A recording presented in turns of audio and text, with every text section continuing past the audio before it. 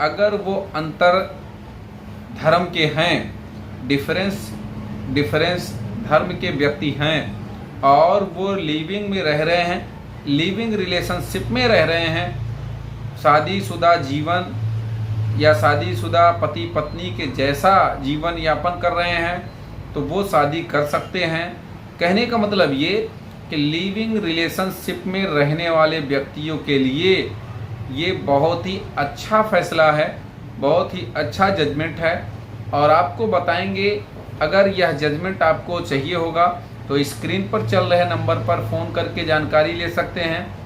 शादी विवाह या किसी भी विवाद से या किसी भी क्रिमिनल केस, सिविल केस, कोई भी जानकारी आपको चाहिए तो स्क्रीन पर चल रहे नंबर पर फ़ोन करके जानकारी ले सकते हैं।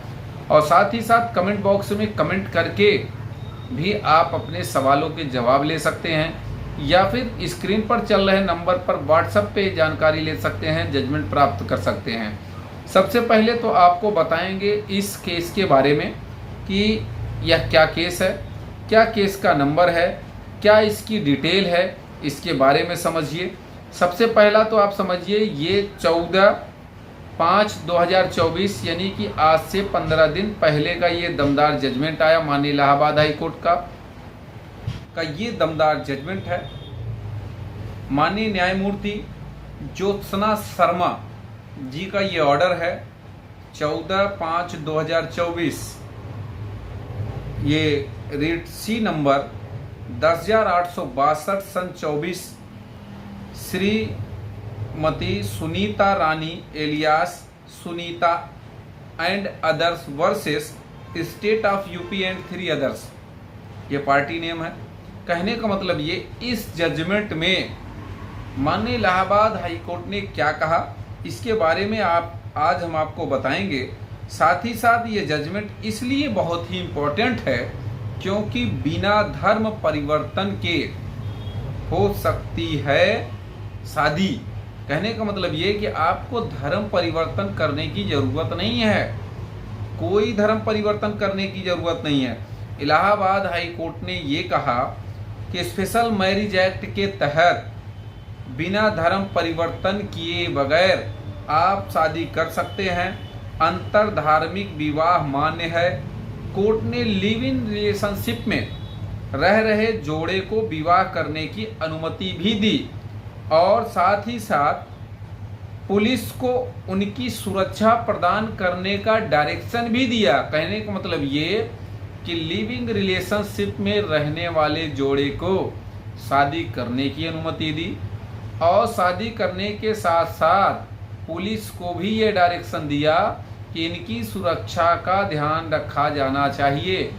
इतना बेहतरीन ऑर्डर है, इतना अच्छा जजमेंट है, तो इस जजमेंट के मदद से हो सकता है लिविंग में रह रहे ऐसे लोगों को जो टेंशन में रहते हैं कि हमारी शादी कैसे हो या हम शादी कैसे करें, उनका धर्म दूसरा है, मेरा धर्म दूसरा है, तो धर्म परिवर्तन करने वाली बात, परिवर्तन करने पर जो दिमाग में सवाल जवाब है आज से उसका अंत हो गया।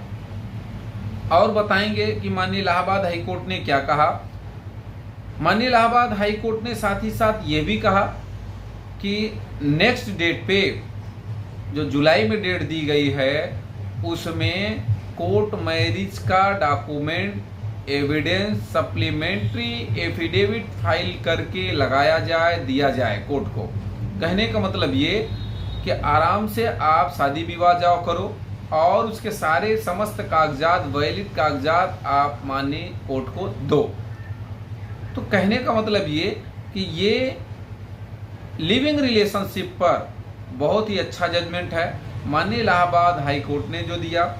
एक बात इसमें और, याचिकाकर्ताओं की तरफ से ये भी कहा गया कि जो शादी की समय सीमा है, जो उम्र होती है, उसकी जो न्यूनतम आयु है वो दोनों ने पूरी कर ली और दोनों लिविंग रिलेशनशिप में रह रहे हैं, पति पत्नी के जैसे रह रहे हैं, कोई आपत्ति नहीं, कोई विवाद नहीं है, पत्नी की तरह दोनों रहना चाहते हैं, अभी दोनों लिविंग में रह भी रहे हैं। वह विशेष विवाह अधिनियम के तहत एक दूसरे से विवाह करना चाहते हैं मगर रिश्तेदारों से उन्हें धमकियां मिल रही हैं। ऐसे में जब तक उन्हें सुरक्षा नहीं दी जाती है वे विशेष विवाह अधिनियम के प्रावधानों के तहत शादी नहीं कर पा रहे हैं। वह कहने का मतलब उनके अधिवक्ता बंधु ने भी यही बात कही।